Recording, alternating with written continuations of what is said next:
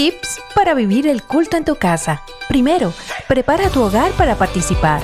Prepara el lugar donde vas a ver el culto, creando un ambiente propicio. Toma las medidas que sean necesarias para que nada ni nadie puedan interrumpir este momento. Por ejemplo, silenciar tu teléfono. Hazlo con tiempo, sin afán. 2. Prepárate tú también. Una vez preparado el lugar, ahora te invitamos a que te prepares, ya sea de manera individual o en familia, para tener un encuentro con el Señor. Si estás solo, recuerda que formas parte del cuerpo de Cristo y estamos unidos por el Señor, así que no estás solo. 3. Abre bien los oídos y también el corazón. Dios nos habla por su palabra, así que abre bien los oídos. Participa activamente de las lecturas bíblicas, las oraciones y los cantos. 4. Invita a los miembros de tu familia a participar. Este es su momento para compartir la fe en el Señor Jesucristo con nuestra familia. 5. Reconociendo al Señor con nuestros diezmos y ofrendas. Para la entrega de tus diezmos y ofrendas, puedes comunicarte con la iglesia para indicarte cuáles son los canales abiertos para este propósito.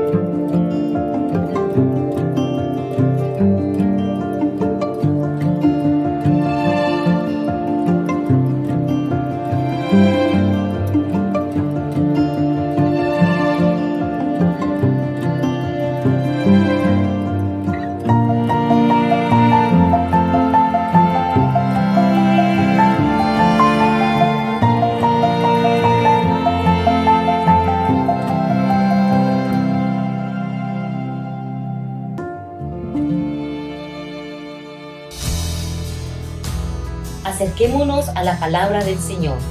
Para ello vamos a abrir la Biblia en el Salmo 46. Dios es nuestro amparo y fortaleza, nuestra ayuda segura en momentos de angustia. Por eso no temeremos, aunque se desmorone la tierra y las montañas se hundan en el fondo del mar.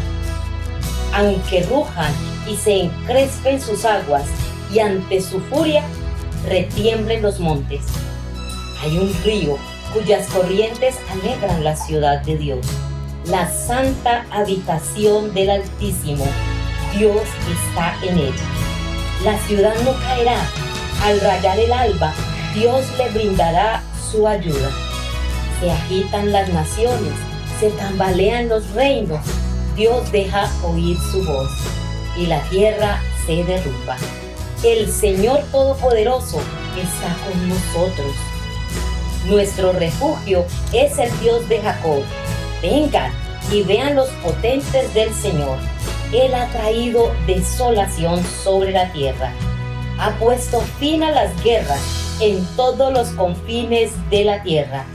Ha quebrado los arcos, ha destrozado las lanzas, ha arrojado los carros al fuego. Quédense quietos, reconozcan que yo soy Dios. Yo seré exaltado entre las naciones. Yo seré enaltecido en la tierra. El Señor Todopoderoso está con nosotros. Nuestro refugio es el Dios de Jacob. El llamado que nos hace el salmista hoy es reconocer la presencia del Señor en medio de cualquier circunstancia que estemos viviendo. No le digamos a Dios que tenemos un gran problema. Digámosle al problema que tenemos un gran Dios. A ti te alabamos, Señor, en esta mañana. ¡Vamos, familias! ¡Aleluya!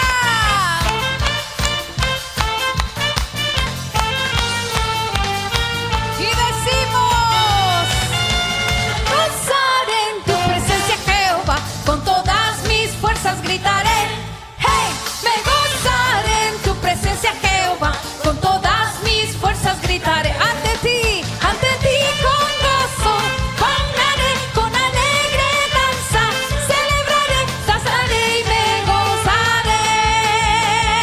Ante ti con gozo, con alegre danza, celebraré, danzaré y me gozaré.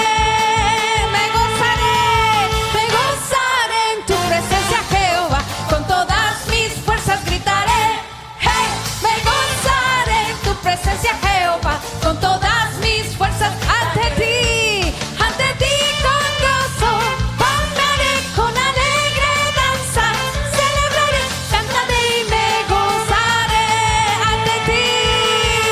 Ante ti con gozo, con alegre danza, celebraré, saltaré y me gozaré. Me gozaré en tu presencia, Jehová, con todas mis fuerzas gritaré. Hey, me gozaré en tu presencia, Jehová, con todas mis fuerzas gritaré. Ante ti con gozo, con alegre danza, celebraré, saltaré y me gozaré. Ante ti, Señor, ante ti con gozo, con alegre danza, celebraré, saltaré y me gozaré. Así es, Señor, disfrutamos de este tiempo para alabar tu nombre y darte gracias, oh Rey. ¡Aleluya! Aleluya, nos gozamos y nos alegramos celebrando el nombre de nuestro Dios, porque Él ha sido bueno para con nosotros, nos ha dado motivos y razones para celebrar, para glorificar su nombre. Así que vamos a disponernos para seguir honrando y glorificando a nuestro Dios. Les damos la más cordial bienvenida a esta celebración. Colóquese cómodo. Invite al resto de su familia y sigamos adorando a nuestro Dios. Le invito para que tome una posición de oración en la cual reconozcamos que nuestro Dios es grande, que Él ha sido bueno para con nosotros. Nos ha regalado una semana que ya ha culminado y nos permite en este día celebrar en su honor. Padre, te alabamos, te adoramos y te exaltamos en el nombre de Jesús. Porque tú has sido bueno para con nosotros, Señor. Nos has permitido celebrar tu grandeza. Nos has permitido observar, Dios, una a una tus bondades. Tus misericordias, Dios, han sido nuevas cada mañana, Dios. Y es por tu gran amor que hoy estamos aquí celebrando, gozándonos, alegrándonos en familia, Señor, por todas tus maravillas.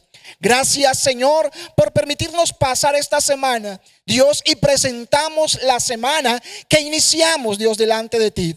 Padre, gracias te damos. Sigue glorificándote, Dios, en medio de nuestras vidas, en medio de nuestros hogares, en medio de la congregación.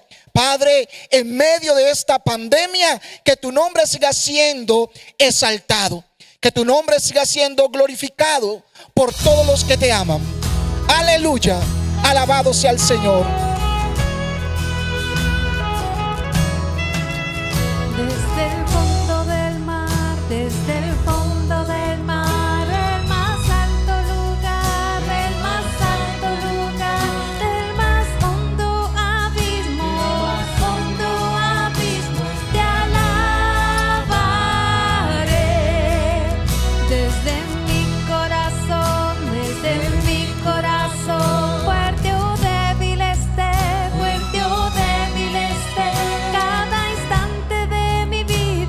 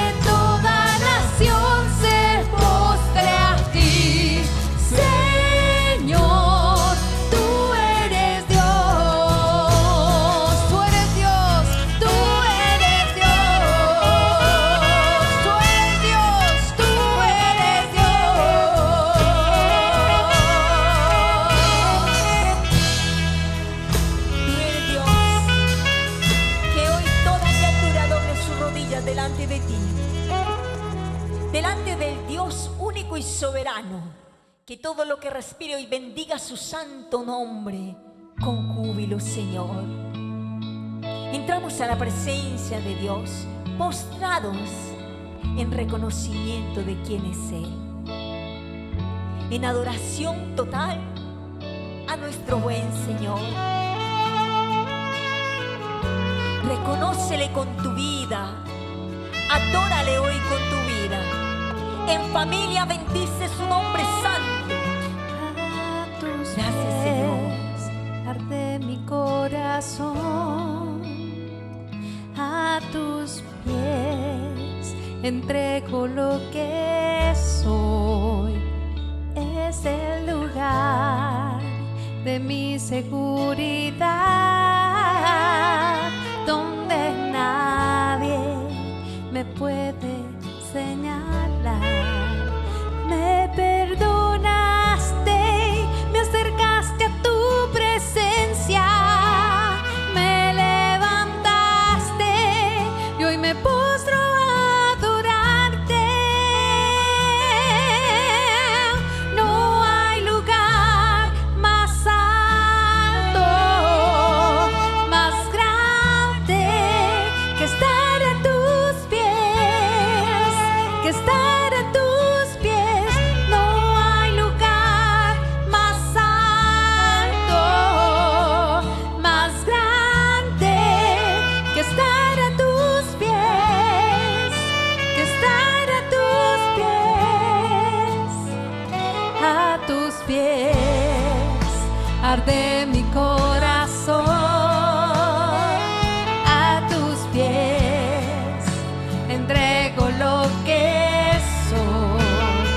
Es el lugar de mi seguridad, donde nadie me puede señalar. Me perdonaste, me acercaste a tu presencia, me levantaste y hoy me postro a adorarte. No hay lugar más alto, más grande que estar a tus pies, que estar a tus pies.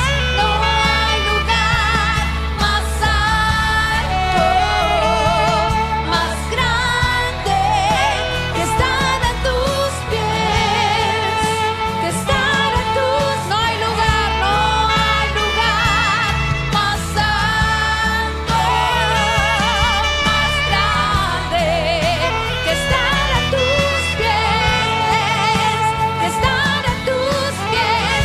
No hay lugar más alto, más grande que estar a tus pies, que estar a tus pies. Y aquí permaneceré, postrado a tus pies. Y aquí permaneceré a los pies de Cristo.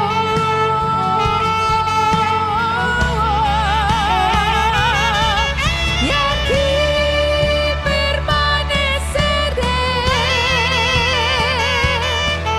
postrado a tus pies. Y aquí permaneceré a los pies de Cristo. No hay lugar más alto, más grande No hay, Señor. que estar a tus pies. No hay lugar más hermoso, Dios, Estar a tus para rendir nuestra vida si no es en tu presencia. No hay un lugar, Señor, tan único, tan maravilloso como estar postrados delante de ti. No lo hay, Señor. No hay hermoso, Señor, que venir delante de tu presencia y reconocerte como el Señor de señores, como el Dios de la vida, como nuestro buen Señor. Más grande estar a tus pies.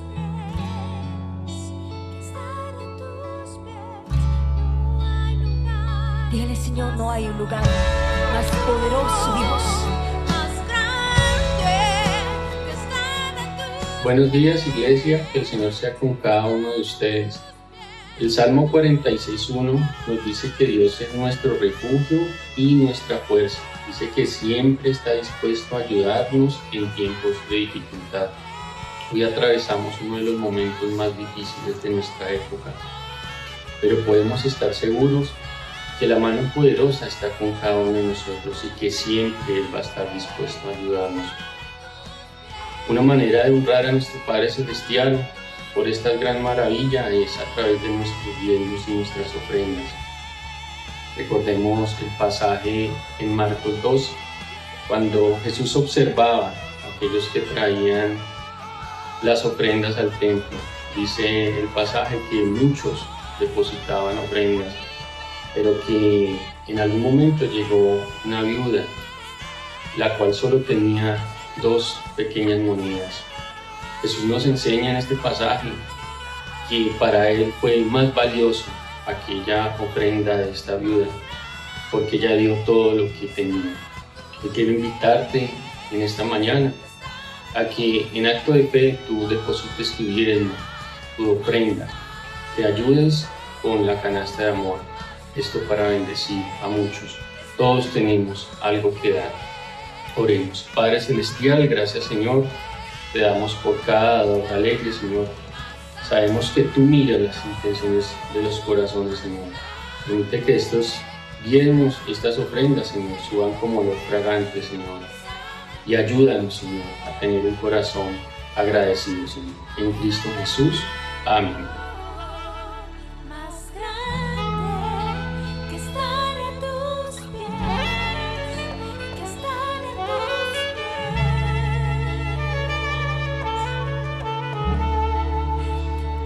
Más hermoso que estar postrados delante de Dios. No hay un lugar tan hermoso como reconocer a nuestro Señor en su presencia, postrados en familia, postrados como iglesia, reconociendo al Dios de la vida, el soberano, al eterno, al consolador. Adorar a aquel que vive por los siglos de los siglos. Adorar al soberano. Amén, Señor. Gracias, buen Rey, por tu palabra preciosa. Gracias, Jesús. Alabado seas. Qué alegría encontrarnos hoy como iglesia en torno a la palabra del Señor, que es la centralidad de nuestro culto, es la centralidad de cada celebración dominical. Es la palabra del Señor la centralidad. Y hoy que estamos cerrando ya este 8º mes con algunas noticias que es posible que nos llenen de alegría, pero por otra parte nos pueden estar llenando como de temor, de zozobra. Y es que ya hay unas ciertas luces acerca de la apertura de las iglesias y hay que esperar pues cómo se va organizando, pero también de temor porque genera esto una profunda incertidumbre en cuanto a cómo debe manejarse, quiénes podrán asistir a la iglesia. Les voy a pedir el favor de que estemos un poco en calma y esperemos las directivas o la dirección desde el consistorio de cada una de las congregaciones, tanto de la iglesia de Samaria como de aquí de la iglesia central y en el caso de la Buitrera y Casa de Dios en Jamundí. Esperemos que sea el Señor, que sea el consistorio quien nos vaya dando luz acerca de cómo va a ser todo ese procedimiento, cómo va a ser el proceso o los pasos a seguir.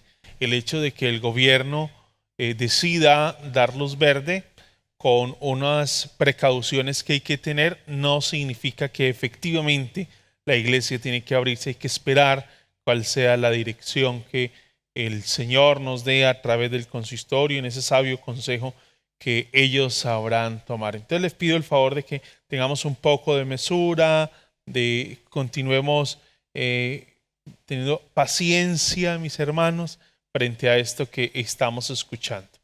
Hay que tener presente que nuestras congregaciones, tanto Samaria como aquí en la iglesia central, de pronto no sea el caso de la Buitrera, el redil allí en la Buitrera, contamos con una población adulta mayor y esto hace que sea una población muy vulnerable y con la que hay que tener muchos cuidados. Entonces, por favor, les invito para que tengamos paciencia frente al tema y esperemos que sea la luz que nos dé el consistorio de cada una de estas congregaciones en cuanto a qué sea el paso a seguir.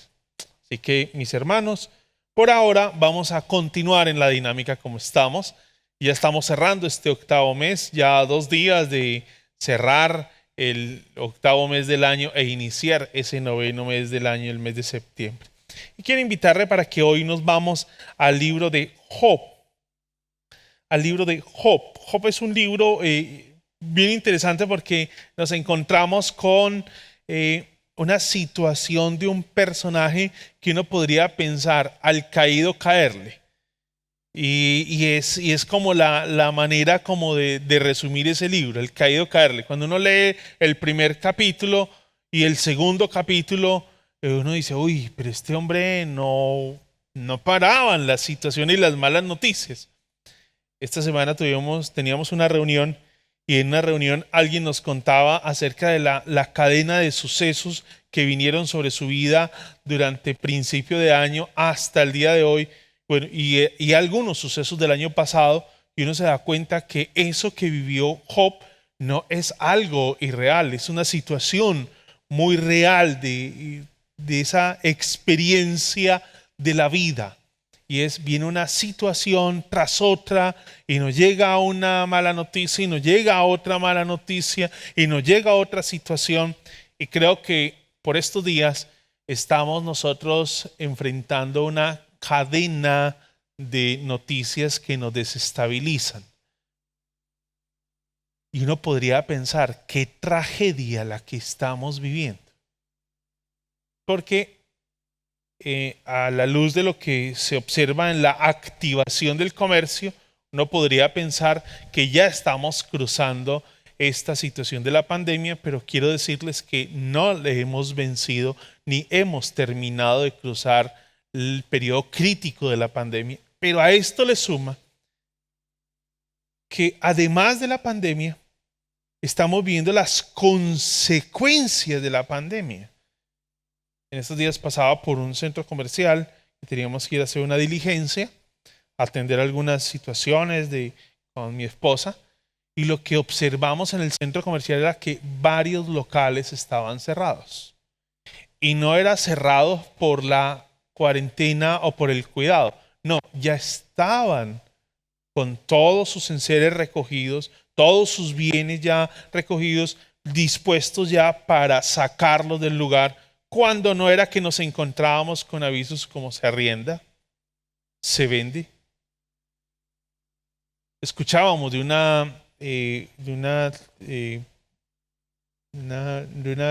estas donde preparan hamburguesas aquí en la ciudad, muy conocido, de mucha trayectoria, y nos comentaban, nosotros no tuvimos la oportunidad de conocerlos, pero sí nos contaban de que tuvo que cerrar. No fue posible soportar la tensión que vivía. Entonces, esto, además de la tensión de la salud, ahora se nos están viniendo situaciones como familias que están en duelo porque sus seres queridos han partido fruto o como resultado de la situación de la pandemia, y tenemos también situaciones como el desempleo en el que estamos entrando. Ahorita las empresas están en una leve reactivación, el comercio está en una leve reactivación, pero eso no significa que todo vuelve a la normalidad.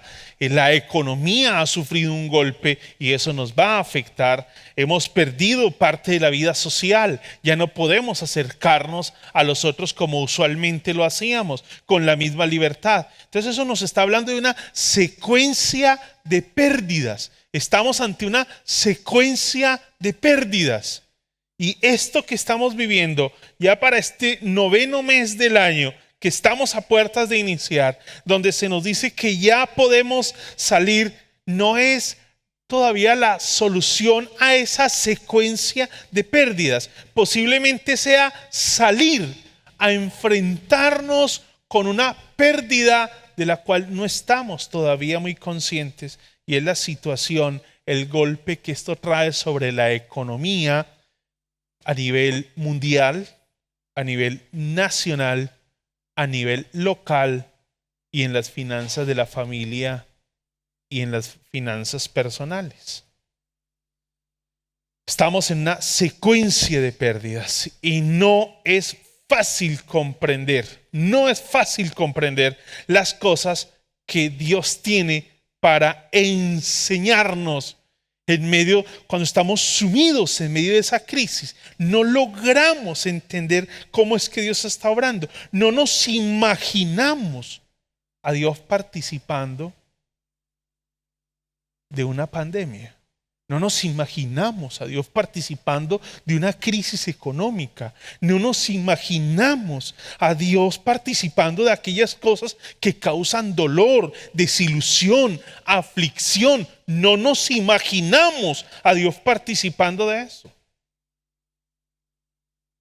Las consecuencias de esta pandemia no han terminado. Todavía sigo con la frase del pastor, y es: la pandemia es una evidencia, es una muestra de la gracia de Dios. Si es así, entonces la mano de Dios está metida en esta pandemia y así en todas sus consecuencias. De ahí que nosotros tenemos que pensar, cuando miramos la vida de Job, que le decía que era una secuencia de situaciones críticas, al caído caerle, una persona que viene sufriendo una crisis y se le vienen una tras otra. Eso nos describe a nosotros y nos deja ver que la Escritura, la Biblia, es un libro que nos habla de realidades. No es un libro que nos pone a fantasear. No es un libro que nos saca de nuestra realidad para ponernos a soñar con algo que es inalcanzable. La Biblia nos habla de realidades. La Biblia nos habla de las profundas tragedias de nosotros los seres humanos. Detengámonos para revisar la vida de Job, y la manera en cómo se introduce el libro de Job es bien interesante, porque nos está mostrando quién era ese personaje. ¿Quién era ese personaje? Revisemos algo de la vida de Job que nos lo deja ver muy claramente los primeros versículos del capítulo 1. Versículo 1 del capítulo 1 de Job dice: en la región de Uz había un hombre recto e intachable, que temía a Dios y vivía apartado del mal. Ese hombre se llamaba Job. ¿Qué nos está dejando ver ese texto? Lo que nos está dejando ver ese primer versículo es que es una persona temerosa de Dios. Es una persona que buscaba honrar a Dios, una persona que buscaba reconocer al Señor. No era alguien ajeno al Señor, ajeno a la voluntad de Dios. No, era alguien que buscaba honrar al Señor con su vida.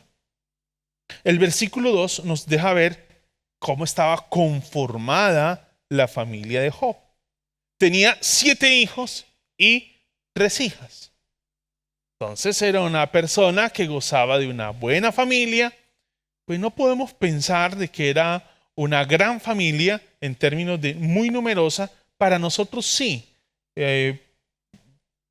Del siglo XXI, donde las familias están conformadas a veces por un hijo, máximo 2 hijos, los más arriesgados hasta 3 y que se extienden hasta 4. Pero en esa época, pues sí, nuestros padres vienen de familias de 10, 12, 15 hijos. Entonces era una familia común, una familia con un gran número de hijos que era común en la época. Una familia, al parecer, como nos lo está planteando a la luz de lo que viene diciendo el versículo 1 y va a formular el versículo 2, es una familia buena. No se nos hablan de tensiones al interior de la familia, y como lo que se nos está dando acá en esos primeros versículos es una buena descripción o una descripción muy saludable de lo que era Job, entonces parece ser que era una familia bien constituida. El versículo 3 nos va a hablar de las posesiones. Dios, la familia y las posesiones. Versículo 1, Dios. Versículo 2, versículo 1, Dios. Versículo 2, la familia. Versículo 3 nos va a hablar de las posesiones. Era dueño de 7,000 ovejas, 3,000 camellos, 500 yuntas de bueyes y 500 asnas, y su servidumbre era muy numerosa. Era todo un hacendado. Una persona que gozaba de una buena economía, unas buenas oportunidades, gozaba de una propiedad amplia, tenía suficientes animales, allí cultivaba su tierra, tenía su ganado, todo un hacendado. Y el versículo 3 va a terminar hablando del prestigio de Job, del prestigio de Job. Entre todos los habitantes del oriente, termina diciendo el versículo 3, era el personaje de mayor renombre. Y nos va a decir entonces que era una persona reconocida, una persona honorable, y no, cuando uno mira esa hoja de vida del versículo 1 al 3, lo primero que uno piensa, esta no es una persona digna de sufrir pérdidas como las que él vivió. No es una persona digna. Nosotros pensaríamos que esta es una persona que debe disfrutar de buenas oportunidades. Dios, la familia, sus posesiones, una persona de renombre, una persona que tenía todo lo que necesitaba, todo lo que esperaríamos de una buena persona. De aquí, de esos primeros 3 versículos, podemos comenzar a concluir algo, y es: no todas las pérdidas que nosotros sufrimos en la vida nos vienen por causa de ser malos. Porque es lo primero que pensamos cuando sufrimos una pérdida. ¿Y ahora qué hice yo? ¿Qué estoy pagando con esto? ¿Qué estoy pagando con esta pérdida? ¿Qué estoy pagando con esto? Pero ¿cómo se le ocurre? ¿Qué estoy pagando? ¿Qué fue el mal que hice para merecer esto que estoy viviendo? Como vivimos en un concepto con Dios de retribución, nuestro buen comportamiento Dios lo retribuye con bendiciones. Creo que la escritura en esos 3 primeros versículos, y como todos ustedes más o menos conocen la historia de Job, así nunca hayan leído el libro, conocen algo de Job. Cuando uno lee esos 3 primeros versículos nos damos cuenta, no todas las pérdidas vienen por causa de ser malo, de ser una mala persona, de gozar de una ética muy cuestionada, de no ser una persona honorable. No. Aquí estamos ante una persona que ama a Dios, tiene temor de Dios, tiene una buena familia, tiene buenos recursos, goza de buen reconocimiento. ¿Qué más podemos pedirle? Pero a partir del versículo 4 comienza una crisis a ser narrada. Lo cierto es que desde el punto de vista humano, nosotros pensamos que muchas personas no merecen sufrir porque son buenos. Yo no merezco sufrir, en verdad. A propósito, yo no merezco sufrir. Es que yo soy como buena persona. Yo no merezco ningún sufrimiento. Yo no merezco esa enfermedad que estoy padeciendo. Yo no merezco esto que se me está dando. Yo no merezco.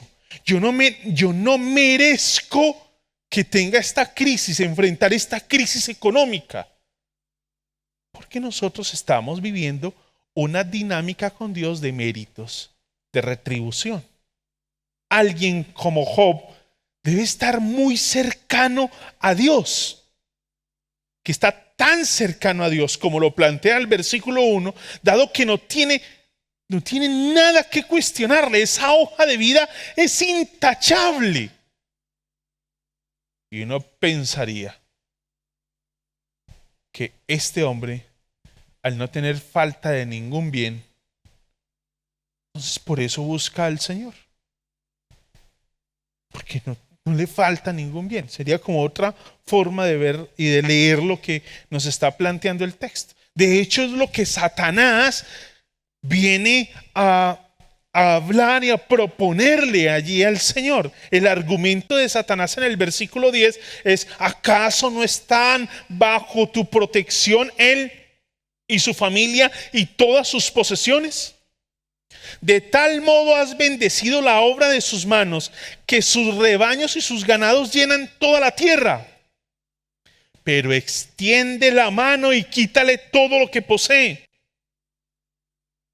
a ver si no te maldice en tu propia cara. Ese es el argumento de Satanás para el Señor, para Dios. Cuando uno lee ese argumento, es la Reina Valera dice, porque te tiene de balde, o sea, está allí porque lo tienes viviendo bien. Quítale todo lo que tiene y verás que va a dejar de ser esa persona que te teme, que te busca, que te adora, que te sirve. Quítale todo lo que tiene. Y a partir del versículo 13 viene un golpe tras golpe. Golpe tras golpe. Mire el versículo 13 como dice: llegó el día en que los hijos y las hijas de Job celebraban un banquete en casa de su hermano mayor. Entonces un mensajero llegó a decirle a Job, mientras los bueyes araban y los asnos pastaban por allí cerca, nos atacaron los de Sabá y se los llevaron. A los criados los mataron a filo de espada. Solo yo pude escapar y ahora vengo a contárselo a usted. Versículo 16. No había terminado de hablar este mensajero cuando otro más llegó y dijo: del cielo cayó un rayo que calcinó a las ovejas y a los criados. Solo yo pude escapar para venir a contárselo. Versículo 17. No había terminado. Golpe tras golpe. No había, la vida no es, en nuestro caminar, en nuestro peregrinar, no es lo que pensamos a veces. Pero ¿qué pasa? Es una tras de otra, tras de otra, tras de otra. Creo que lo valioso de la Escritura es que la Escritura, lo dije al principio, la Escritura no está fantaseando, no nos enseña a fantasear, a llenarnos de una imaginación y de una expectativa que no es real. La Escritura nos pone los pies sobre la tierra y nos está mostrando la realidad que nosotros vivimos. Versículo 17, no había terminado. Versículo 18, no había terminado. 13, 16, 17 y 18. Golpe tras golpe. Golpe tras golpe para Job. Pero acá viene una expresión que nos sorprende y creo que es lo más llamativo del libro de Job. Es una de las lecciones de vida para nosotros los creyentes, una de esas lecciones de vida que lo marcan a uno, que lo desafían, que lo mueven a uno, porque le enseñan a mirar la vida desde otro horizonte, desde otro ángulo, desde otra perspectiva. En el capítulo 1, versículo 21 dice: desnudo salí del vientre de mi madre y desnudo he de partir. El Señor ha dado, el Señor ha quitado. Bendito sea el nombre del Señor. Cuando leía esa expresión de desnudo salí del vientre y desnudo he de partir, recordé una enseñanza que compartíamos hace pocos días en semana, en uno de los encuentros que tenemos de estudio de la palabra. en el que estábamos repasando algo sobre el discipulado, el llamado a ser diferentes, ese discipulado al que somos llamados de parte del Señor, que es un llamado a ser diferentes. Y frente a ese materialismo que vive la sociedad hoy, un autor decía, meditando en el discipulado, en ese llamado a ser diferente, dice: la vida del hombre se mueve entre dos puntos. Esos dos puntos son la desnudez. Llega al mundo desnudo y sale desnudo del mundo. Y creo que es lo que Job está expresando. Desnudo salí del vientre y desnudo he de partir. Pero esa realidad, lo que el texto está planteando es que cualquier cosa que tenga es una expresión de la gracia de Dios. Creo que esa lectura nosotros no la tenemos. Y es lo que hay que leer entre líneas en ese versículo. Cualquier cosa que usted tenga después de ese nacer desnudo es una expresión de la gracia de Dios.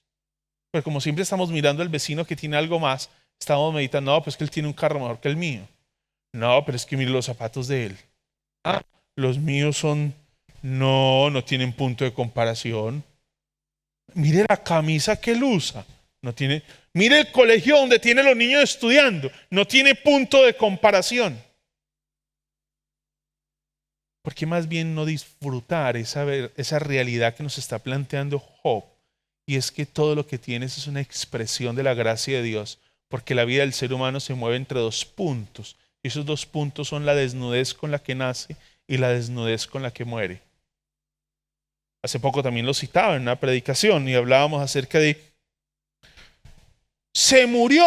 ¡Ay! ¿Cómo así que se murió? ¿Y cuánto dejó? Dejó todo. Porque nadie se lleva nada. Y es la realidad. Nos movemos entre dos puntos. Y esos dos puntos son: llegamos al mundo desnudos y nos vamos desnudos. Todo lo que tenemos es una expresión de la gracia de Dios.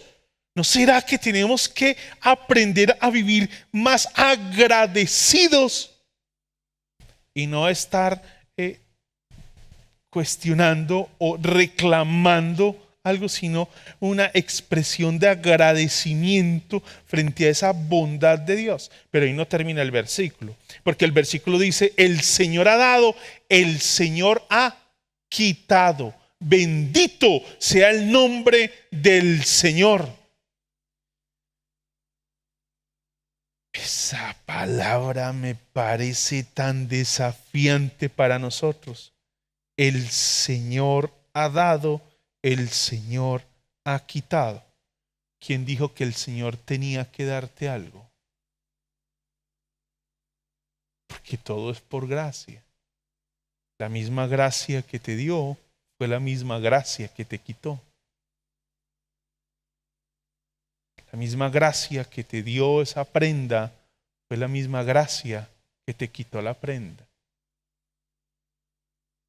Y esa expresión de gratitud de Job en ese texto es desafiante para nosotros. Desnudo salí, y lo que hace es adorar al Señor. Desnudo salí. Lo que hace es caer de rodillas delante del Señor. No levantó los puños contra el cielo como desafiando al Eterno, al Poderoso, al Dios de la gracia. No levanta los puños contra el cielo blasfemando. Lo que hace es adorar al Señor. No blasfema, adora. La respuesta nuestra frente a un caso como este siempre es similar. Y es que esos hombres de la Biblia son especiales. Es que la Biblia habla de héroes. Y yo soy un simple mortal para semejante actitud en él. Yo soy un simple mortal. Eso parecen ser hombres míticos. Eso es un mito, eso es una expresión mítica. Eso no es realidad. Eso no lo haría un hombre en sus 5 sentidos. ¿Por qué no podemos considerar que sí lo hace un hombre en sus 5 sentidos? Con su cabal juicio. Porque el texto no nos dice que Job era demente. era una persona sumamente cuerda. Job no era un hombre diferente a nosotros. Y el texto del capítulo 2 en adelante nos deja ver que Job sintió dolor frente a lo sucedido. Léase los 42 capítulos. Léalos. Job sintió dolor frente a lo que estaba viviendo. Sintió dolor. Hubo un momento en que se desesperó. El resto del libro nos lo va a mostrar. Y el cuadro se hace aún más dramático, porque le decía golpe tras golpe. Entonces, cuando uno piensa golpe tras golpe, uno dice, bueno, pero ya terminó. Uf, qué bueno, descansamos. Acompáñeme al capítulo 2, versículo 7. Dicho esto, Satanás se retiró de la presencia del Señor para afligir a Job con dolorosas llagas, desde la planta del pie hasta la coronilla. Y Job, sentado en medio de las cenizas, tomó un pedazo de teja para rascarse constantemente. ¡Qué tragedia, señores! Ahora sí. Ahora sí. ¡Qué tragedia! ¡Qué señora tragedia! Veníamos en el capítulo 1, pero ahora se suma algo más en el capítulo 2. Ahora toca la salud física. No se le olvide algo importante dentro de este pasaje. Y es que detrás de todo esto, de estas acciones que ocurren, está el diablo. Y es posible que nosotros pensemos que las tragedias que nosotros vivimos son efectivamente una obra del diablo, el cual ora como a escondidillas de Dios, tratando de ocultarse, y entonces cuando Dios medio se descuida, ¡tin!, ahí lo toqué, lo afecté, y vuelve y nos sondea y está ahí rondando a ver en qué momento Dios se descuida para ¡pin! Aquí toqué a Sergio y listo, vamos. Y sigue como sondeando la vida nuestra, esperando a ver qué chico le da y qué descuido tiene Dios con nosotros. No, no es lo que el texto nos está comunicando. Lo que el texto nos comunica es que efectivamente todas estas tragedias son obra del diablo. Pero no se le olvide que detrás de todo esto está la mano del Señor. El diablo no tiene el poder para tocarnos si Dios no se lo permite. Cuidado, cristiano, cuidado usted creyente, usted discípulo del Señor, que ha sido sellado con el Espíritu una vez ha creído en Cristo como Señor y Salvador, como lo dice Efesios capítulo 2, versículo 13, que somos sellados en el momento de oír y creer en el Evangelio. Somos sellados con el Espíritu Santo. Eso nos dice que ahora le pertenecemos al Señor.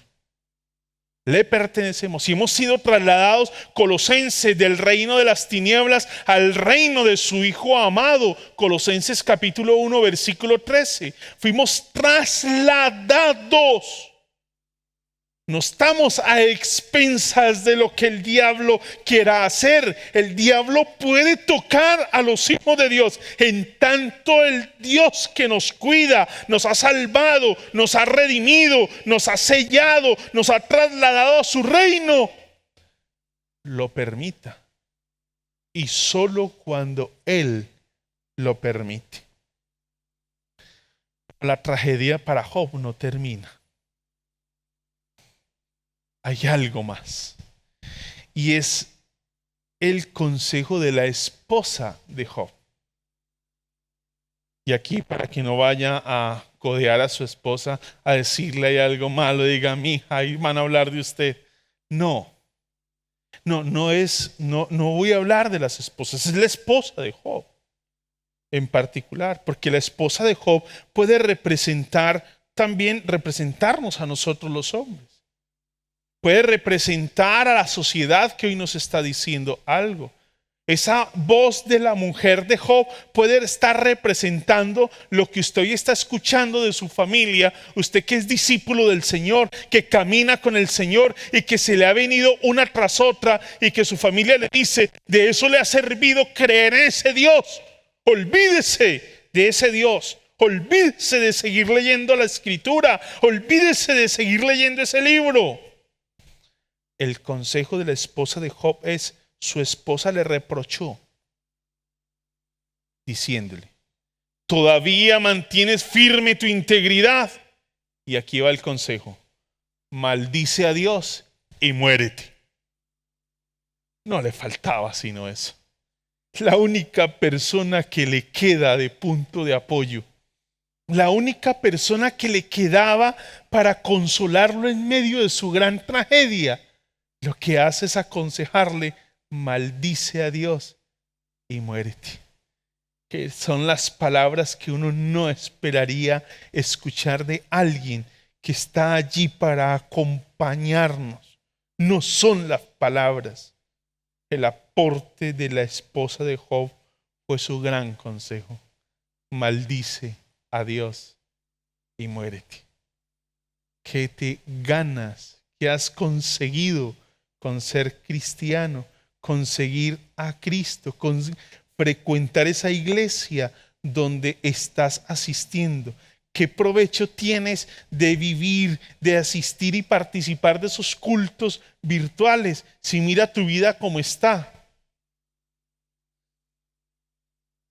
Esa era la lectura que hacía la mujer de Job, la esposa de Job. Y es la lectura muy similar que hacen todos aquellos que están al margen de la vida de fe en el Señor. Lamentablemente también es la lectura que es posible algunos creyentes tengan sobre el Señor. ¿De qué me ha servido ir a la iglesia? ¿De qué me ha servido estar sirviendo? ¿De qué me ha servido ser líder en la iglesia? ¿De qué me ha servido? Y esta es la manera de Dios pagarme. Esta es la manera de Dios retribuirme. Esta es la manera de Dios recompensarme. No pierda de vista: todo lo que usted tiene es una expresión de la gracia de Dios. Todo.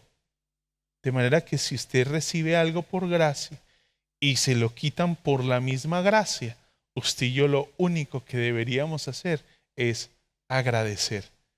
Es un gran desafío. Es un gran desafío, porque aquí estamos hablando de la salud. Y nada nos deprime más que la salud. Nada nos puede afectar y desestabilizar más que la economía. ¿Cómo va a ser golpeada la economía de las familias ahora con esta difícil reactivación económica, con esta reactivación del comercio? ¿Cómo va a afectar esto a la familia? ¿Cómo va a desestabilizar? Es que la mayoría, no todos, para no caer en una exageración, pero sí hay un gran porcentaje de problemas al interior de las relaciones de pareja, y ese gran porcentaje tienen que ver con el manejo de la economía, con la economía familiar. ¿Qué va a pasar de ahora en adelante cuando la economía va a entrar en un proceso difícil? ¿Qué va a pasar ahora?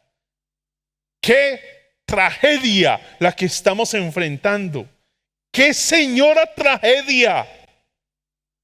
¡Qué señora tragedia! No tuvimos solamente con perder 5 o 6 meses de trabajo, sino que posiblemente ahora que sea el momento de reactivarnos en septiembre, encuentre sobre mi escritorio la carta de renuncia y le voy a decir: Dios, así me pagas estos 5 o 6 meses que he sido fiel a ti. Cuidado, mi hermano. Dios no tiene que pagarte nada. Dios no tiene que pagarte nada. Haz un poquito de cuentas y piensa qué es efectivamente lo que Dios te debe. Y si eres honesto, te darás cuenta que no te debe nada. Tú le debes la vida a quien te la dio. Y todo cuanto tienes, se lo debes al Dios de gracia que te lo dio. Punto.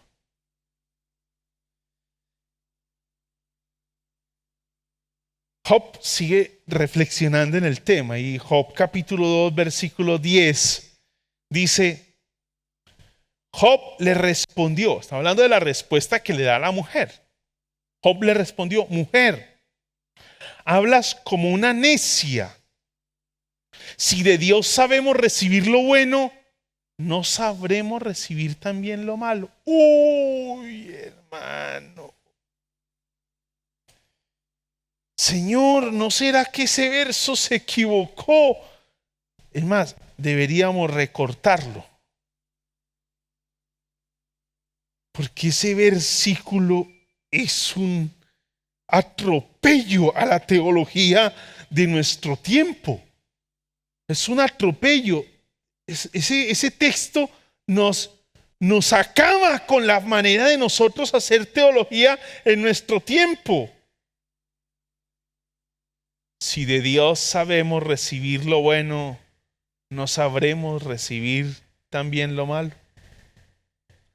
A pesar de todo esto, Job no pecó ni de palabra. No estamos frente a un héroe, no. La Escritura se cuida de algo y la Escritura se cuida de mostrarnos unos seres humanos que son heroicos, que son como mitos, son como superhéroes, que son invencibles, que logran las cosas como tan fácil. No, la Escritura es muy real, nos plantea la realidad de las cosas. El Dios de Job no es un bonachón que se sienta allí en el quicio del cielo y de vez en cuando deja caer alguna bendición para que de pronto nos sorprenda en el camino. No. El Dios de Job no es ese Dios que de vez en cuando lanza algunos premios, como lanzando billetes por la ventana del cielo, lanzando bendiciones por la ventana del cielo, allí sentado ese Dios bonachón, allí en el quicio del cielo de su habitación celestial, sentado ahí de vez en cuando lanzando algún premio para nosotros. No, lo que Job nos va a decir: el soberano del cielo dispensa y dispone lo que a él le da la gloria. Nos da el bien y nos da la adversidad. Nos da el bien y nos da la adversidad. No está obligado a mantenerme cómodo. No está obligado a mantenerme cómodo. Creo que la cultura occidental nos ha permeado y ha afectado impresionantemente nuestra lectura de la fe, de la enseñanza de la Escritura. Y es que pensamos que una evidencia de la bendición de Dios es que vivimos cómodos. Léase todo el libro de Job y usted se dará cuenta que la evidencia para Job de la bendición de Dios fue la incomodidad que recibió durante todo ese tiempo. De manera que una evidencia de la bendición de Dios sobre nosotros no es la comodidad, no es el cero estrés, no es el cero tensiones, no es el vivir con una salud impecable. No. No. Para Job, disfrutar de la bendición de Dios implicó todas las pérdidas narradas en el capítulo 1 y 2.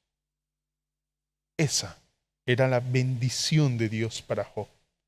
El soberano del cielo dispensa y dispone lo que a él le da la gloria. Nos da el bien y nos da la adversidad. Dios no está obligado a mantenerme cómodo. La segunda vez que se lo repito. ¿Recuerda la expresión de aquel profesor? ¿Cómo se lo digo para que no se lo olvide? Porque creo que se nos olvida con mucha frecuencia. Vuelva al texto. Si de Dios sabemos recibir lo bueno, ¿no sabremos recibir también lo malo? La Reina Valera dice, ¿qué? Así inicia la Reina Valera, con un ¿qué? ¿Recibiremos de Dios el bien y el mal no lo recibiremos? Porque es que nuestra lectura del mal no es la misma lectura que Dios hace de ese mal. ¿Estamos dispuestos a aceptar la adversidad o vamos a reaccionar con ¿qué clase de Dios es ese? Vamos a reaccionar preguntando ¿qué clase de Dios es ese? Que permite que sus hijos sufran. ¿Qué clase de Dios es ese? ¡Qué absurdo, impotente, incapaz es! Si algo no tiene el Dios descrito en el libro de Job, es incapacidad. Es la expresión de la grandeza, la gloria y la soberanía de Dios. ¿Usted recuerda aquellos largos capítulos de Job en el que Dios le dice, luego de que Job en sus reflexiones se sienta allí a dar vueltas y a decir, bueno, ¿y esto qué? ¿Y aquello otro? Dios le dice, hágame el favor y se sienta en ese butaco, en esa silla, hágame el favor y se sienta ahí. O corra esa piedrita y se sienta ahí, por favor. Que tengo unas preguntitas para hacerle. Esas preguntitas fueron unos largos capítulos donde Dios le dice, ¿y dónde estabas tú cuando yo hice esto? Y esto. Y esto. Y Job apenas como que se rascaba la cabeza. Yo me imagino el cuadro. Job, uy, yo creo que me equivoqué. Yo creo que dije algunas palabritas de más. ¿Estamos dispuestos a aceptar la adversidad como parte de la bendición de Dios?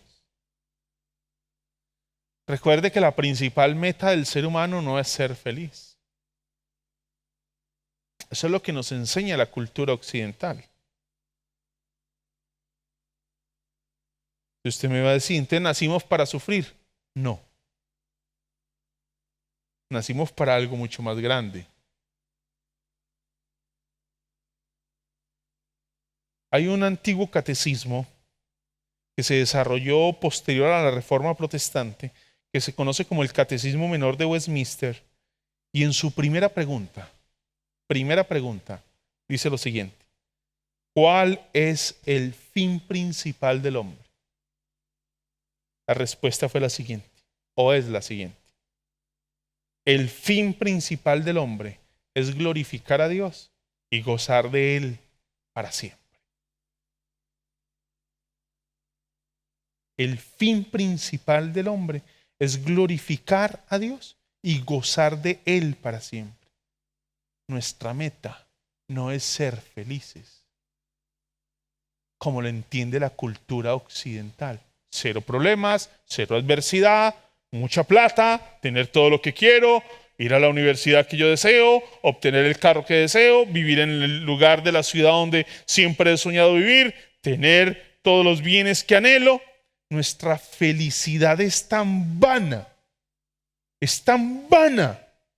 que solo se fundamenta en lo que hoy es y mañana no.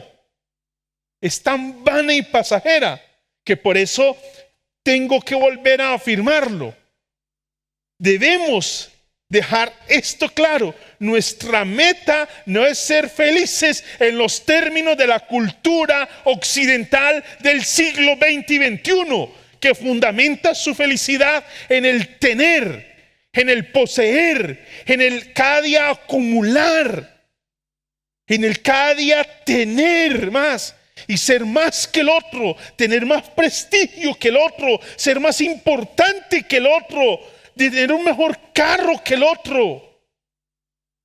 Eso resulta un golpe muy bajo para nuestra cultura, para nuestro tiempo, para nuestra manera de ver la vida.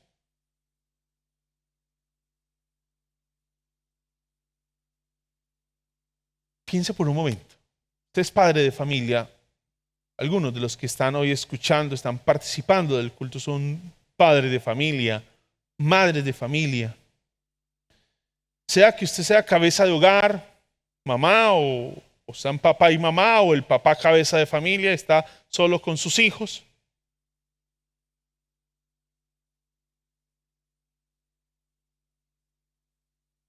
¿Qué piensa un padre de nuestro tiempo para su hijo?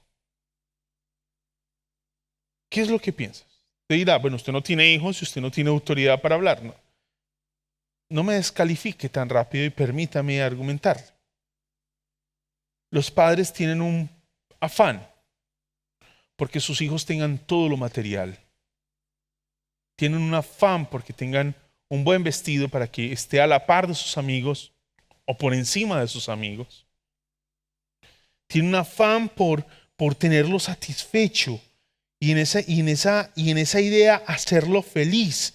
Y lo que estamos comunicando es que le damos felicidad en la medida que le proveemos todos esos bienes. Usted se ha puesto a pensar que el mayor regalo que usted le puede dar a su hijo y la más grande bendición que usted le puede dar a su hijo es enseñarle a glorificar a Dios.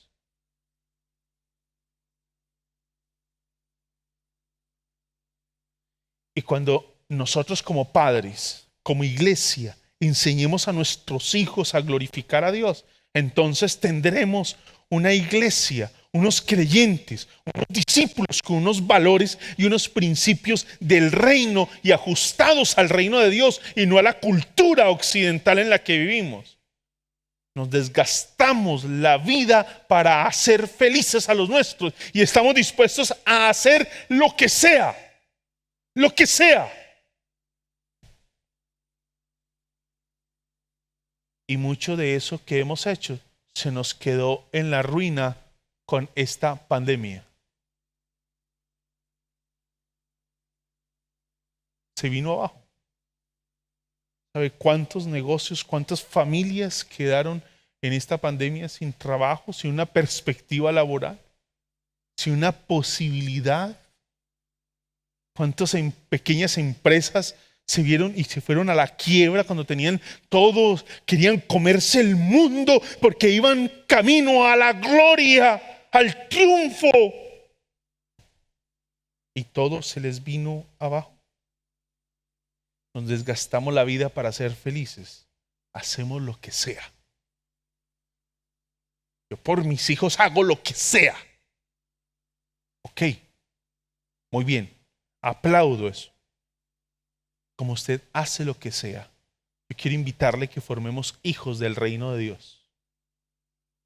Y los hijos del reino de Dios son hijos que aprenden a vivir para la gloria de Dios.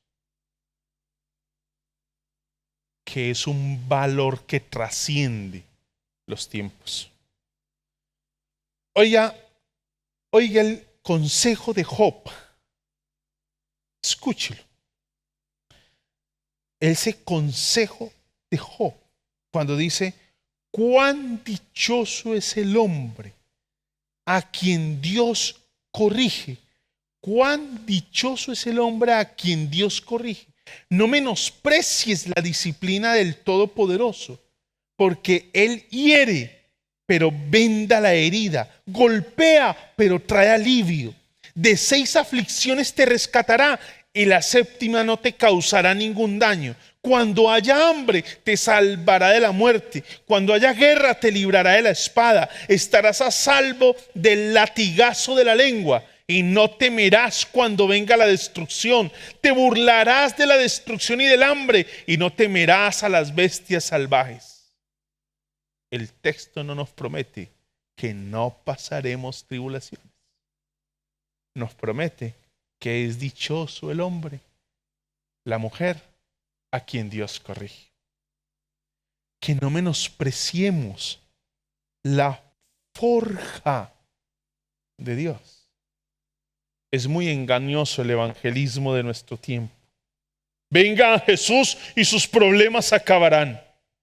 El llamado debe ser, crea en Jesús y su vida será encaminada a la más grande y al más grande y noble de los propósitos con el cual el ser humano puede existir: glorificar a Dios y formar en nosotros el carácter de Cristo. Ese es el más noble de los propósitos de nuestra existencia. Eso se forma en la forja del fuego. Es allí donde se forma. El sufrimiento y la pérdida no necesariamente es síntoma, sinónimo de desobediencia. No, ahí lo tenemos. Job no se evidencia acto de desobediencia en Job, en esa descripción del capítulo 1. No se evidencia. Es posible que alguien quiera husmear y tratar de sacar algún pecadillo de Job para justificar a Dios. No, a Dios no trate de justificar a Dios, que Dios no está buscando quien lo justifique. No seamos tan atrevidos. El sufrimiento y la pérdida no necesariamente son sinónimos de desobediencia. El sendero de la obediencia tiene trayectos de sufrimiento y pérdida. Además de que es una época en la que se vive algo a lo que le tenemos mucho temor, y es la soledad. Job en el capítulo 23, versículo 8 y 9 dice: si me dirijo hacia el este, no está allí. Si me encamino al oeste, no lo encuentro. Si está ocupado en el norte, no lo veo. Y si vuelve al sur, no alcanzo a percibirlo. Hay una sensación de soledad. Y creo que el capítulo 2 la grafica muy bien cuando nos muestra que la única persona de apoyo con la que contaba Job le da el tremendo consejo de: maldice a Dios y muérete. Ya no hay más. Pero viene la perspectiva correcta de entender lo que ocurre. Versículo 10 del capítulo 23. Él, en cambio, conoce mis caminos. Si me pusiera a prueba, saldría yo puro como el oro. En sus sendas he afirmado mis pies, he seguido su camino sin desviarme, no me he apartado de los mandamientos de sus labios. En lo más profundo de mi ser he atesorado las palabras de su boca. Pero Él es soberano. ¿Quién puede hacerlo desistir? Lo que Él quiere hacer, lo hace. Hará conmigo lo que ha determinado.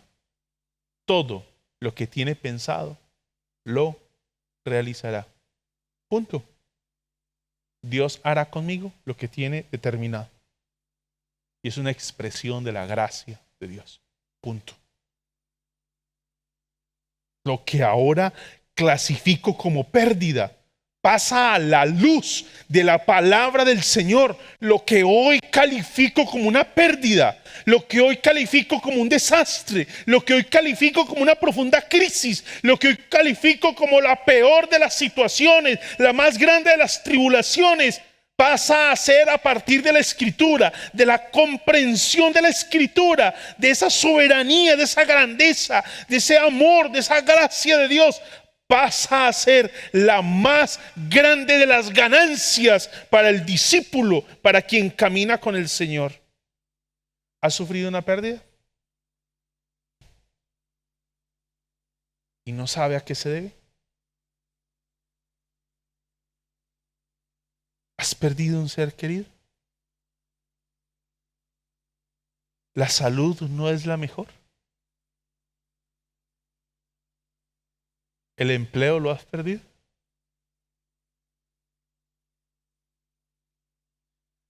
¿La economía no es la que esperabas en este año 2020?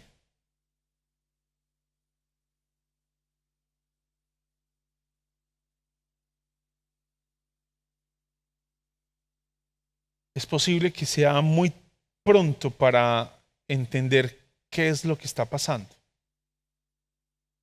¿Qué es la intención de Dios en la vida? O quizá nunca entendamos que sea el propósito de Dios. Pero mi desconocimiento del propósito no anula el propósito.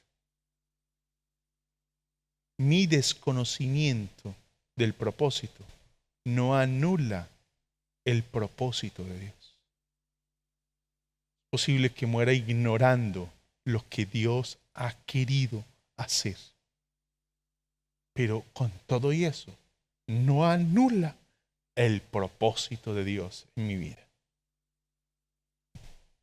En medio de lo que hoy estás viviendo, de lo que hoy vive la sociedad, de lo que hoy vive el mundo, de lo que hoy vive Colombia, de lo que se viene para nuestra nación, en medio de todo lo que estamos viviendo, tenga la seguridad de que Dios no nos ha abandonado.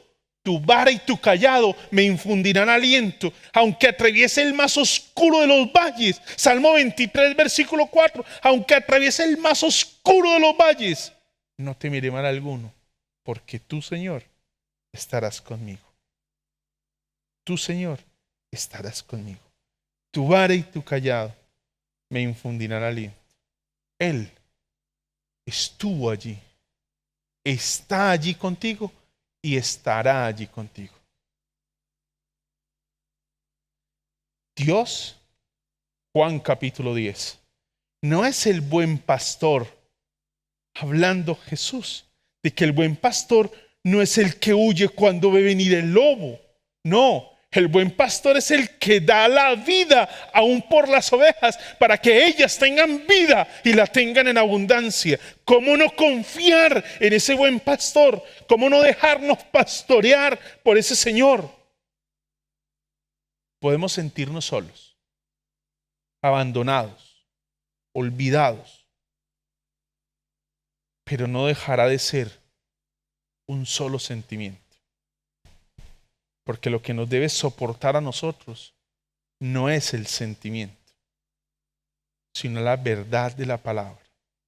Y es que Dios está con nosotros. En tiempo de pérdidas, Dios, nuestro Dios, nos toma en sus brazos y nos sostiene cerca de Él. Recuerde el Salmo 46 que leíamos. No temeremos. Aunque la tierra sea removida, no temeremos. Los versículos 4 al 7 nos dicen que Dios está en medio de esa ciudad que ha sido sitiada.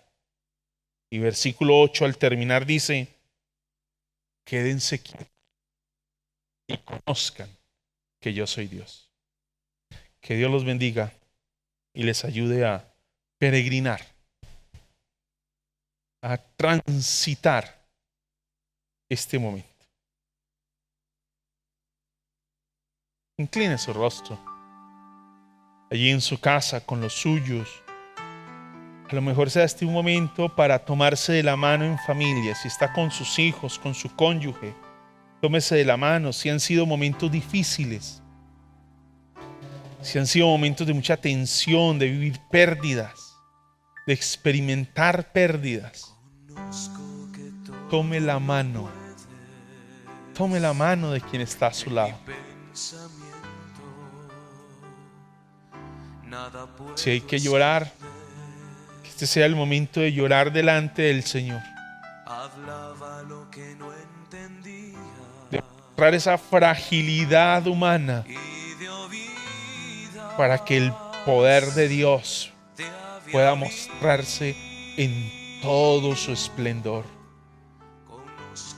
Es el momento de quebrarse delante de Dios. Quiébrese delante del Señor. Quiébrese delante del Señor.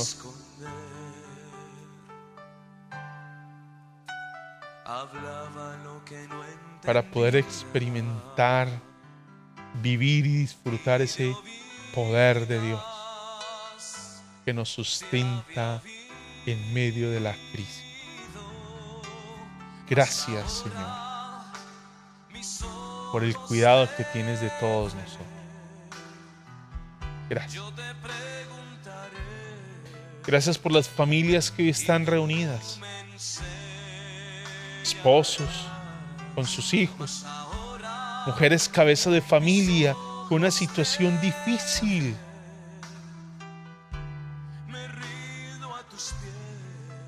Hombres, cabezas de familia allí solos con sus hijos. Hombres y mujeres solos en sus casas, Señor, hoy.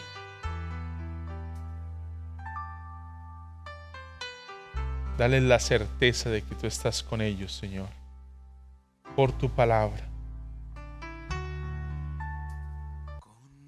No te pido que les hagas sentir que estás con ellos. No, te pido que les permitas a ellos bajar a su corazón la realidad que nos expresa tu palabra, de que tú estás con ellos, Señor. De que baje a sus corazones esa verdad. Esa es mi petición hoy, Señor. Que cada joven, cada niño, cada adulto, cada familia, cada anciano pueda vivir esa expresión de tu palabra, de que tú estás con ellos y tu buen propósito se cumplirá. Es un propósito, Señor, para vida eterna, porque tú has venido a darnos vida y vida en abundancia. Te honramos y te glorificamos en el nombre de Jesús. Amén, Señor. Mis hermanos, un abrazo grande. Estaremos informándoles, el pastor estará informando a su congregación, y aquí en la Iglesia Central estaremos informando cuáles sean como las decisiones que se van construyendo a partir de lo que se nos ha dicho, se ha autorizado, se ha aprobado aquí desde la alcaldía del municipio de la ciudad de Cali. Entonces estaremos, y también de la Junta del Presbiterio del Valle del Cauca. Estaremos estudiando, revisando cada consistorio y poniéndonos de acuerdo que sea la manera entonces de continuar ahora con estas nuevas directrices. Les pido por favor si tengan mucha paciencia. No es un asunto de que para el primer domingo de septiembre ya estaremos en iglesia congregados. No, hay unas restricciones y eso es lo que hay que entrar a considerar dentro de cada congregación. Que sea la manera de hacerlo, y si es el momento de abrir las iglesias y de abrir en particular estas congregaciones que están bajo la dirección de los dos consistorios, tanto en Samaria como aquí en la Central, el Redil en la Buitrera y Casa de Dios en Jamundí. Mis hermanos, que Dios me los bendiga, que la gracia de Dios les acompañe, y recuerde que el buen pastor está con todos ustedes. Muchas bendiciones.